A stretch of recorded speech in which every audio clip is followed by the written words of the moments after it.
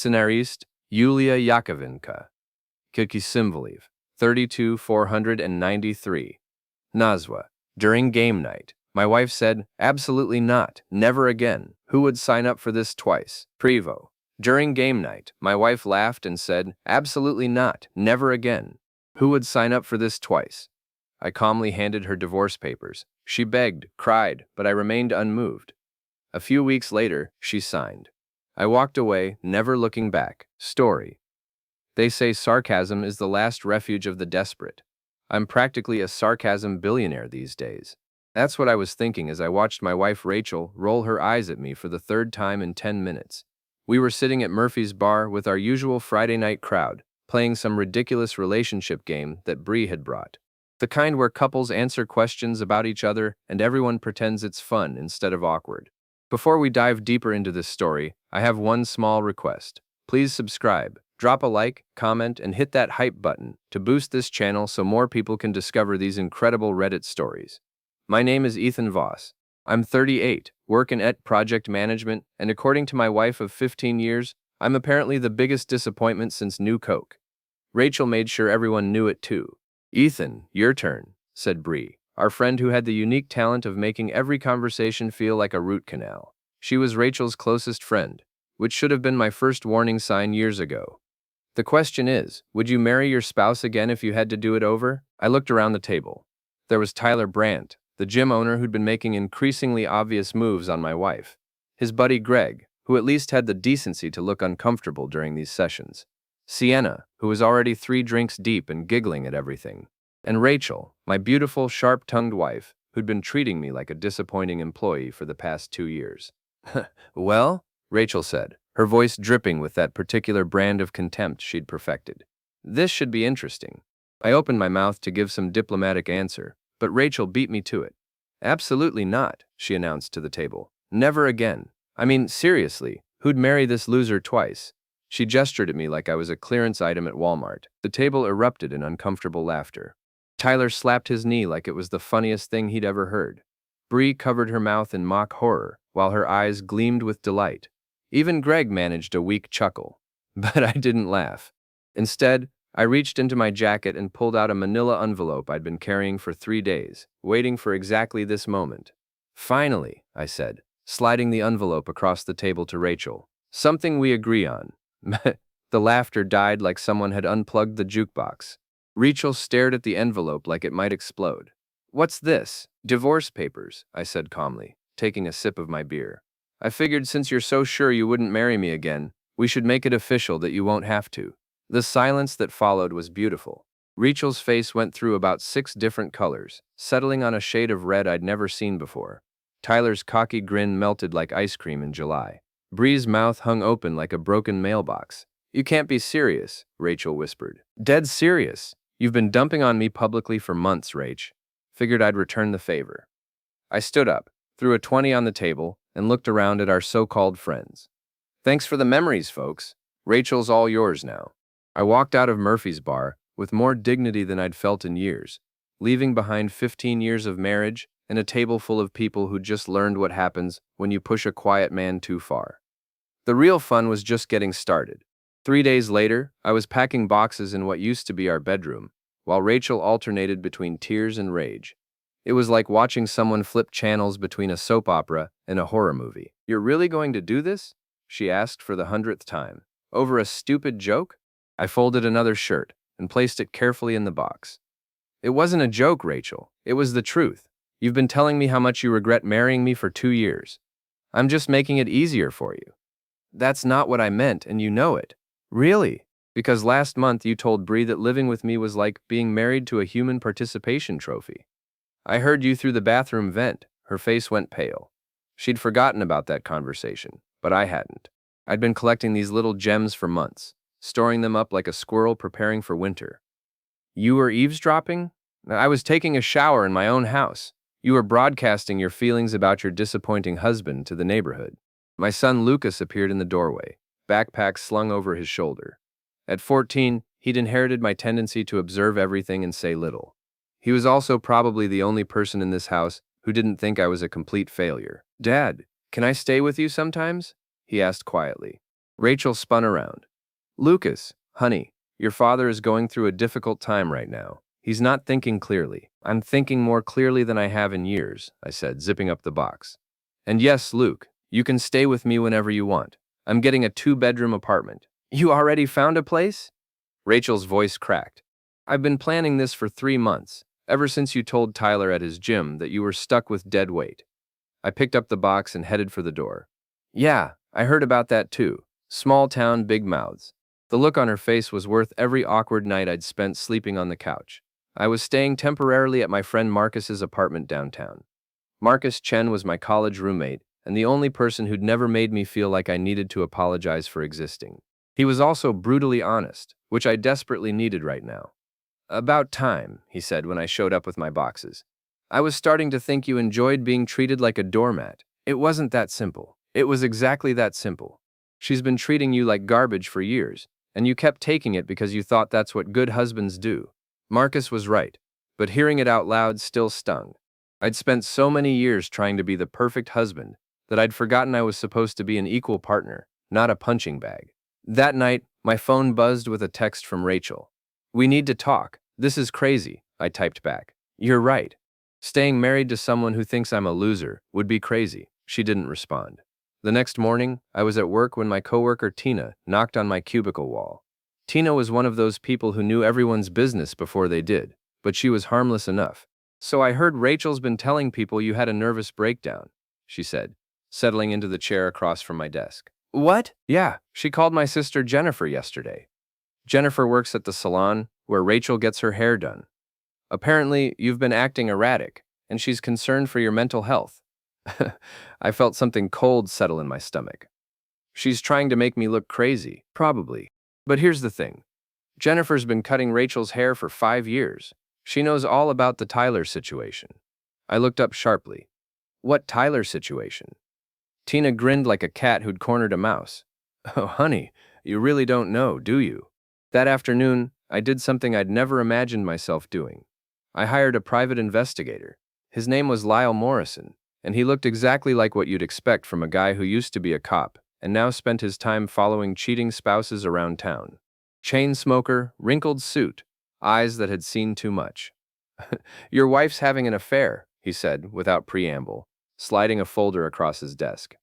Has been for about 6 months. Tyler Brandt owns that fancy gym on 5th Street. I stared at the photos. Rachel and Tyler having coffee. Rachel and Tyler leaving his apartment. Rachel and Tyler in his ridiculous red Mustang. You want the details? Lyle asked. All of them. What I learned over the next hour made my stomach turn. Rachel hadn't just been cheating. She'd been planning to leave me for months. She'd already talked to a lawyer about getting the house and alimony. She'd been telling people I was unstable to build a case for full custody of Lucas. But the worst part? She'd been sabotaging my reputation around town, making sure everyone thought I was the problem in our marriage. The jokes, the public humiliation, the constant criticism, it was all part of her exit strategy. There's more, Lyle said, lighting another cigarette. Tyler's got his own problems. Steroids, for one. Been selling them to his clients. Also been sleeping with at least 3 other married women. Your wife's just the latest. I sat back in my chair, processing everything. For 2 years, I'd thought I was losing my mind. Turns out, I was just being played by an expert. What do you want to do about it? Lyle asked. I thought about Rachel's face when she'd called me a loser in front of everyone. I thought about Tyler's smug grin. I thought about all the friends who'd laughed along with her jokes at my expense. I want to destroy them, I said quietly. Lyle smiled for the first time since I'd met him. Now you're talking. The beauty of working in IT is that you understand how information flows. People think the internet is complicated, but it's really just a giant gossip network with better graphics. Tyler's gym, Brand Fitness, had a decent online presence. 5-star reviews, professional photos, testimonials from satisfied clients. It took me exactly 3 days to change all that. I didn't do anything illegal. I just helped the truth find its way to the surface. First, I created a few anonymous social media accounts and started posting honest reviews. Nothing false, just things I'd heard from Lyle's investigation. Saw the owner selling suspicious supplements in the parking lot. Heard him talking trash about clients behind their backs. Overpriced and unprofessional. Then I got creative. Tyler had a habit of leaving his gym unlocked when he went to grab coffee in the mornings. I knew this because Lyle had been watching him for weeks. So one Tuesday morning, I paid a visit. I didn't break anything. I didn't steal anything. I just rearranged things. The motivational posters got switched around, so they said things like, "Give up," and "You're not good enough." The protein powder got mixed up, so the vanilla was in the chocolate containers. The weight plates got rearranged in completely random order. It was petty. It was juvenile. It was absolutely perfect. Tyler spent the whole day trying to figure out what had happened, while his clients got increasingly frustrated. Word spread quickly in a town this size. By afternoon, people were joking about the gym poltergeist. But that was just the warm-up. The real fun started when I intercepted the group text chain between Rachel and her friends.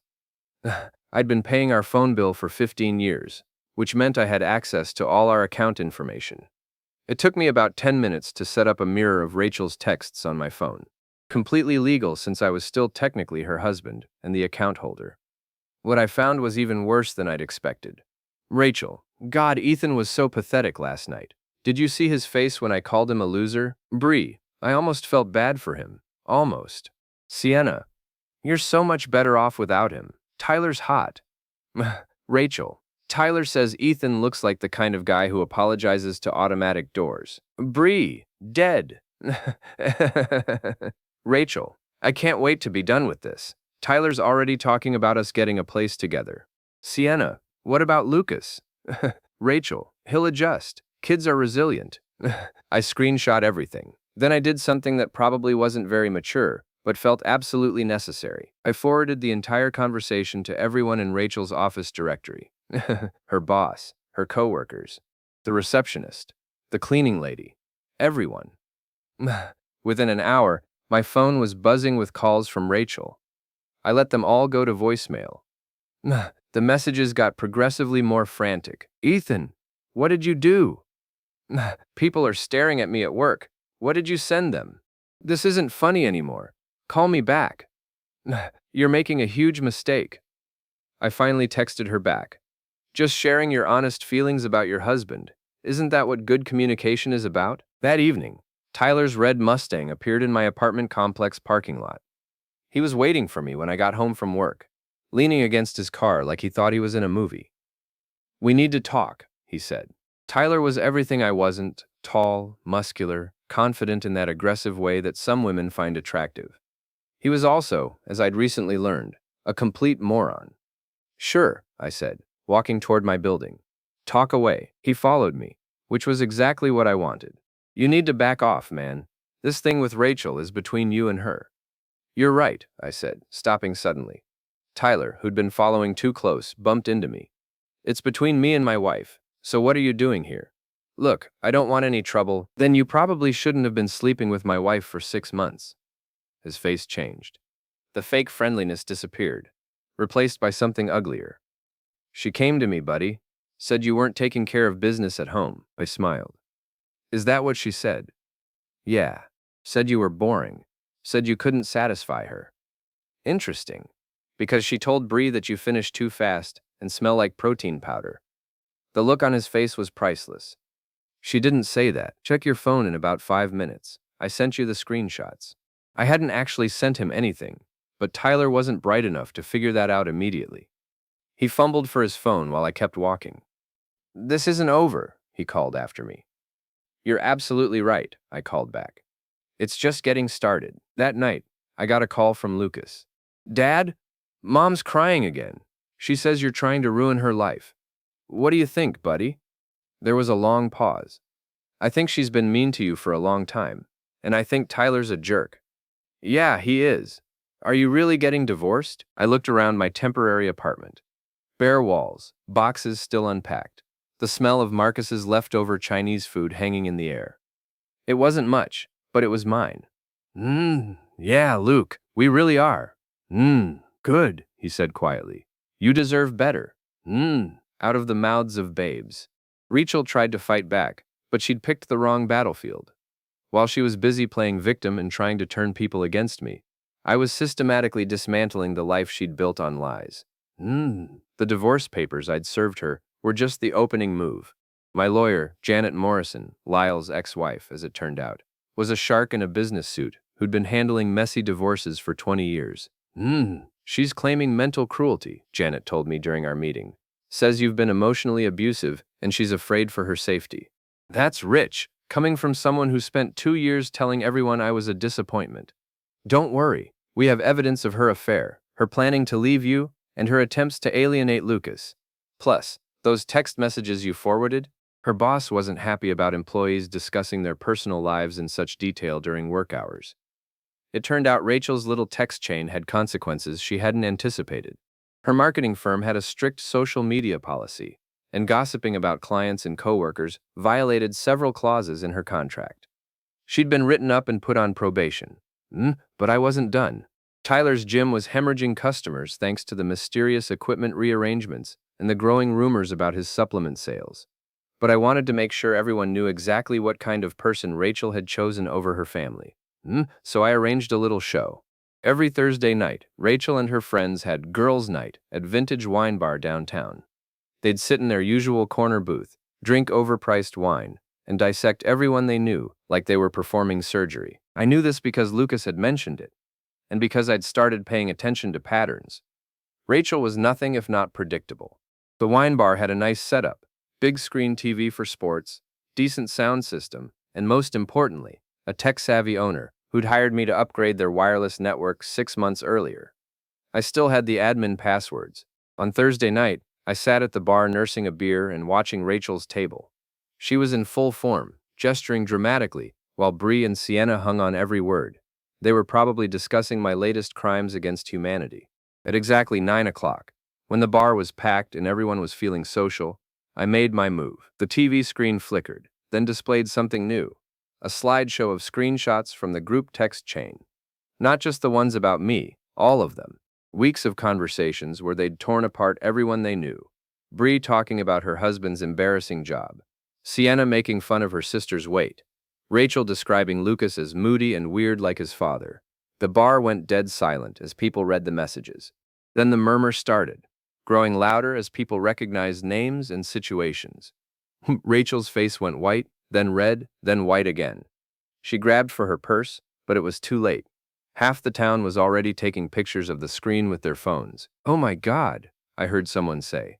"That's what she really thinks about her kid?" Bree was frantically trying to get the bartender's attention, but he was staring at the screen like everyone else. Sienna had covered her face with her hands. I finished my beer, left a tip, and walked out. Behind me, I could hear Rachel's voice rising above the crowd. "This is fake! Someone's trying to frame us." But everyone had seen the phone numbers, the timestamps, the little details that proved it was real. In a town this size, there's no hiding from that kind of truth. The next morning, my phone rang. It was Marcus, and he was laughing so hard he could barely speak. "Dude, you're a legend." Jennifer from the salon called me at 6 a.m. to tell me about last night. Apparently, Rachel tried to get her hair done this morning and 3 different people canceled their appointments rather than be in the same room with her. I may have overplayed my hand. "Are you kidding? This is perfect. She spent 2 years making you look like a fool in public. Now she knows how it feels." He was right. For the first time in months, I felt like I was in control of my own life. But Rachel wasn't done fighting. That afternoon, she showed up at my office with Tyler in tow. They marched past the receptionist like they owned the place and cornered me at my desk. "You think you're so smart?" Rachel hissed, loud enough for half the floor to hear. Humiliating me in public like some kind of psychopath. "I didn't humiliate you," I said calmly. "I just showed people your own words. If you're humiliated, maybe you should think about what you were saying." Tyler stepped forward, trying to look intimidating. "You need to stop this crap right now. Or what? You'll cancel my gym membership?"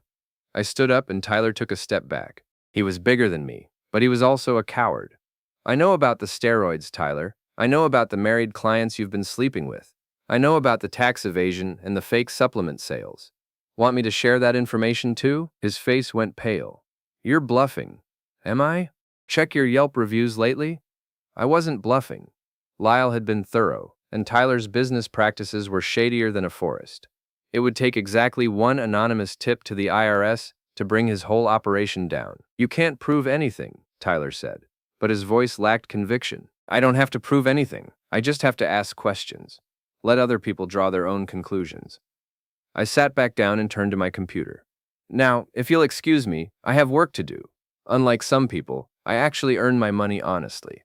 They left without another word, but I could hear Rachel crying in the elevator. I should have felt bad about that. 2 years ago, I would have. But 2 years ago, I still thought my wife loved me. That evening, Lucas called with news. Dad, Mom's been on the phone all day. She's trying to find a new job. Really? Yeah, and Tyler came by earlier. They had a big fight in the driveway. The neighbors were watching. What were they fighting about? I couldn't hear everything, but Tyler kept saying something about not signing up for this drama, and Mom was crying and yelling about how he promised to take care of her. I felt a grim satisfaction. Rachel had burned her bridges for a man who was already looking for the exit.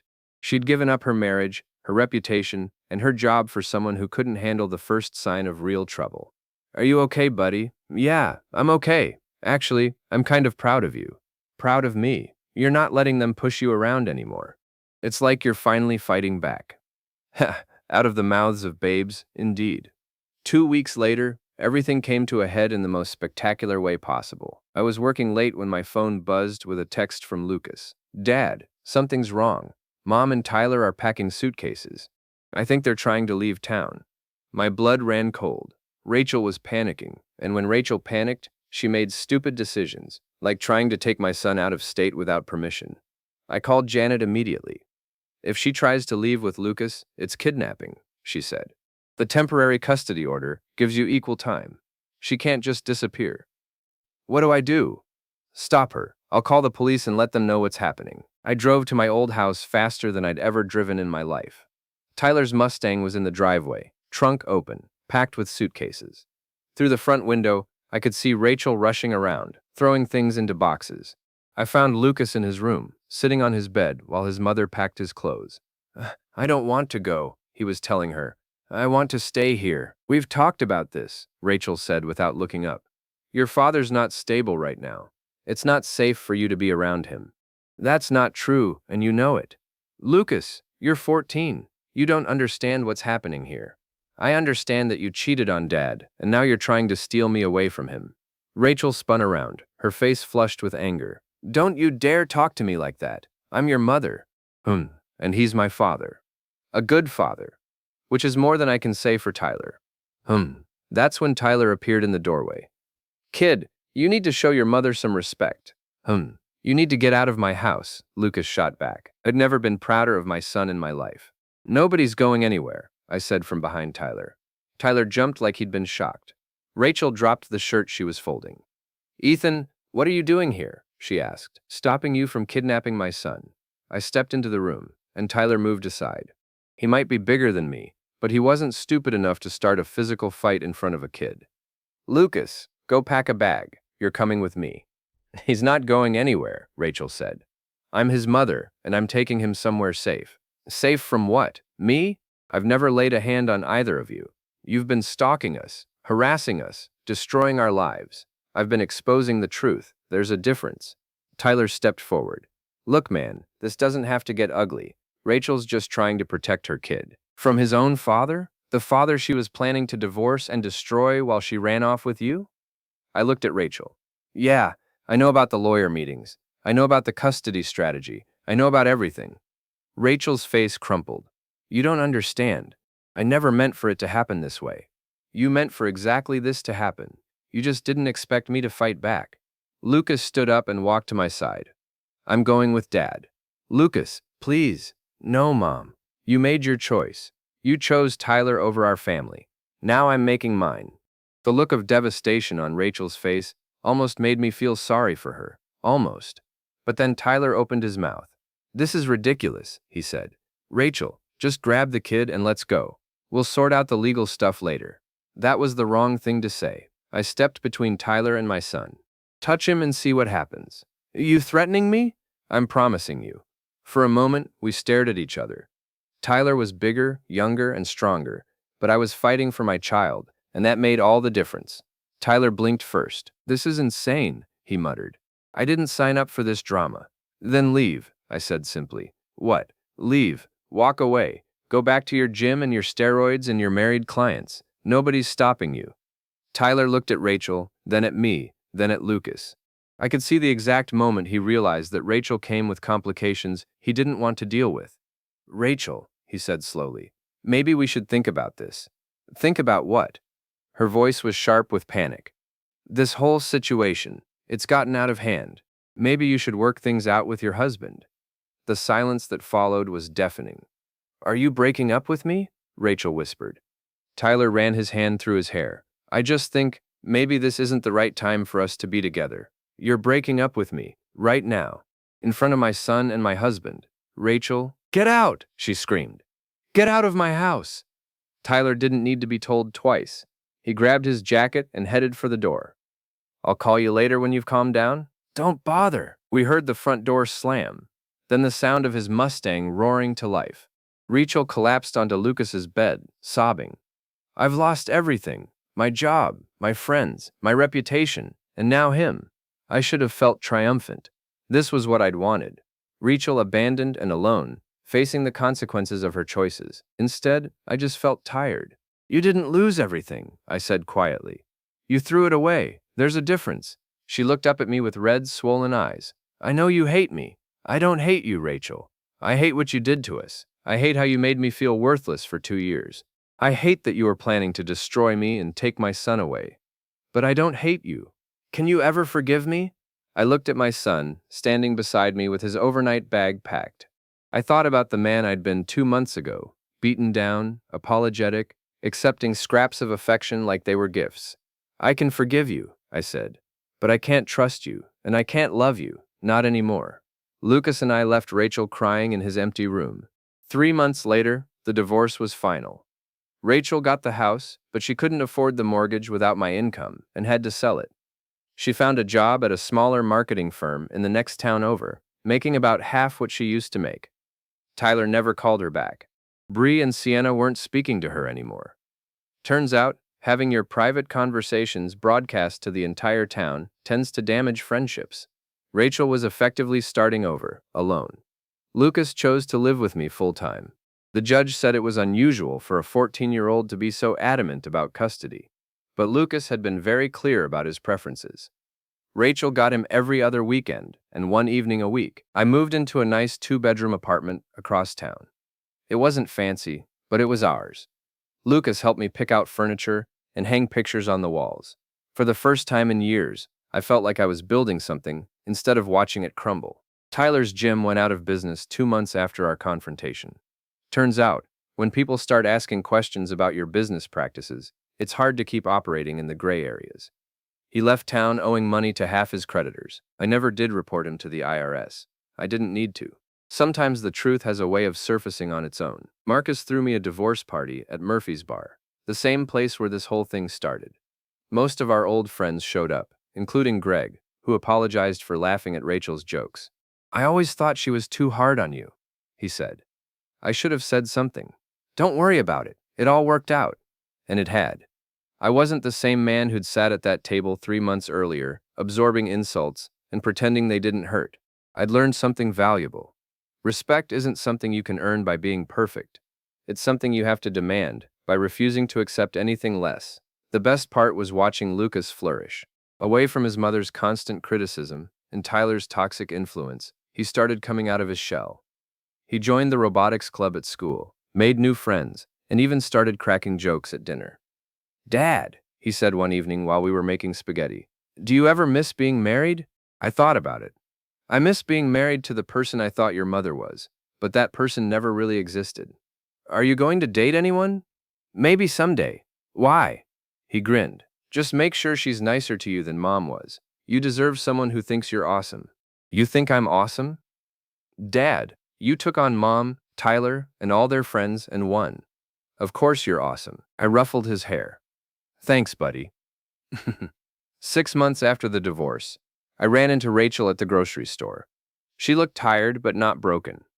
We nodded politely and went about our shopping. As I was loading groceries into my car, she approached me. Ethan, can we talk for a minute? I closed the trunk and turned around. Sure. I wanted to apologize. Really apologize. Not just say sorry because I got caught. Okay. I was cruel to you. For years. I made you feel small because it made me feel bigger. I cheated because I was bored with my life and too cowardly to just ask for a divorce. And I tried to turn Lucas against you because I was angry that you finally stood up for yourself. I waited. I know you'll probably never forgive me completely, but I want you to know that I see what I did now, and I'm sorry. She looked genuinely remorseful. Not the manipulative tears she'd used during our marriage, but real regret. I appreciate that, I said. And for what it's worth, I hope you find someone who makes you happy. Someone who brings out the best in you instead of the worst. Do you think Lucas will ever forgive me? He's your son. He loves you. But you're going to have to earn his respect back, just like you'd have to earn anyone else's. She nodded and walked away. That night, Lucas asked how the conversation went. She apologized. I think she meant it. Good. I want her to be sorry. Do you hate her? He considered this seriously. No, but I don't want to live with her. She makes everything feel heavy, like nothing's ever good enough. I know exactly what you mean. A year later, I was promoted to senior project manager. Lucas made honor roll and started dating a girl from his robotics club. Rachel sent him a card congratulating him on his grades, and he actually smiled when he read it. We were having dinner when Lucas brought up the divorce party. You know what I realized? He said, twirling spaghetti around his fork. What's that? That night at Murphy's bar, when you put those papers on the table, that wasn't when you won. When did I win? He grinned. You won when you decided you deserved better. Everything else was just cleanup. I looked at my son, smart, funny, confident in a way I'd never been at his age, and realized he was absolutely right. I'd spent so many years accepting less than I deserved that I'd forgotten what it felt like to expect more. Rachel's insults, her friends' laughter, Tyler's smug superiority. I'd let all of it convince me that I was lucky to have what I had, even when what I had was making me miserable. The divorce papers weren't revenge, they were liberation. You're pretty wise for a 15-year-old, I told him. I learned from the best. That evening, after Lucas went to his room to do homework, I sat on my couch in my apartment that smelled like home instead of disappointment, and I smiled. Rachel had been wrong about one thing. I wasn't a loser. I was just a man who'd forgotten his own worth for a while. But I remembered now, and that made all the difference.